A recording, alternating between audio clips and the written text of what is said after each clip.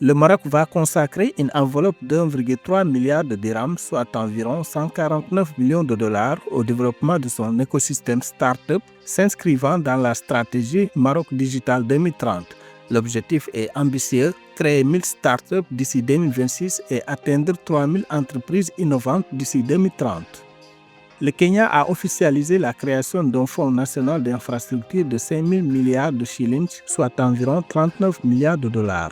Ce fonds vise à financer ses plans de modernisation ambitieux et soutenir son développement à long terme.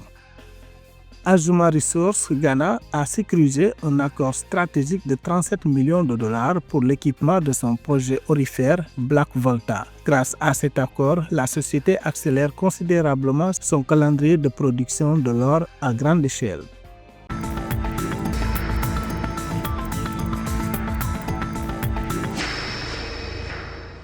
Dans le cadre de la stratégie ambitieuse Maroc Digital 2030, le gouvernement a annoncé le 13 décembre 2025 lors du Forum Digital Now un investissement massif de 1,3 milliard de dirhams, environ 149 millions de dollars destinés à l'écosystème start-up. La ministre Amal El Falah Segrouchni a précisé que ces fonds serviront au venture building, au capital risque et à l'expansion du réseau Technopark. L'objectif clé de cet effort financier est d'accélérer la création d'entreprises innovantes visant 1000 startups d'ici 2026 et 3000 à l'horizon 2030, tout en soutenant l'inclusion numérique, la transformation de TPME et l'éclosion de leaders technologiques capables de s'imposer en Afrique.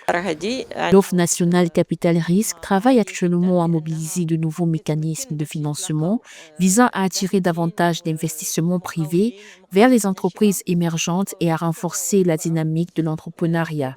Les programmes de développement de projets, en plus de mettre en valeur le réseau des technoparks, permettront de mettre en place une structure de soutien complète visant à créer 1000 startups d'ici 2026 et 3000 startups d'ici 2030. La ministre Amal El Falah a également mis en avant des initiatives ciblées telles que le programme d'intégration numérique dans les zones rurales et la création d'Institut Al-Jajari qui, selon lui, contribuerait à l'émergence de systèmes d'innovation régionaux et soutiendrait l'entrepreneuriat au plan local.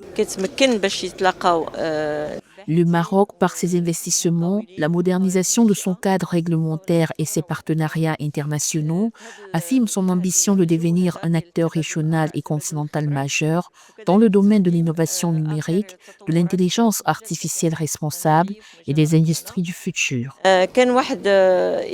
Selon les autorités marocaines, l'efficacité de ces mesures est déjà visible. Sur les 450 startups et micro-entreprises numériques accompagnées par Technopark, 36% exportent désormais vers 4 continents, l'Europe, l'Afrique, les États-Unis et le Moyen-Orient.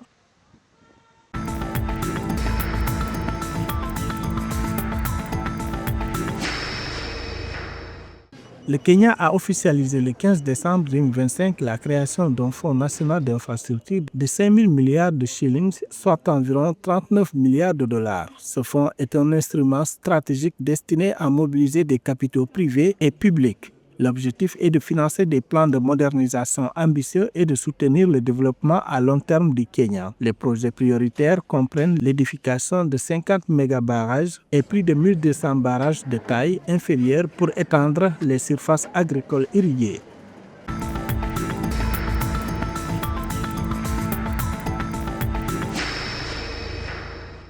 Azuma Resources Ghana a conclu le 15 décembre 2025 un accord stratégique de 37 millions de dollars pour l'équipement de son projet aurifère Black Volta. L'accord a été signé avec la Société mondiale d'ingénierie minière FLSmidth, marquant le début officiel de la phase de construction.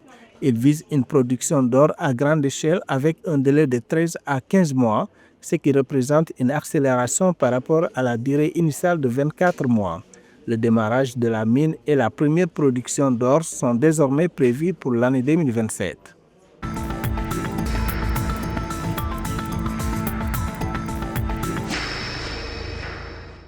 La Commission bancaire de l'Afrique centrale, COBAC, a validé le relèvement des capitals minimum de ces banques à 25 milliards de francs CFA lors de sa session extraordinaire du 10 décembre 2025 à Libreville. Cette nouvelle réglementation entrera en vigueur dès le 1er janvier 2026.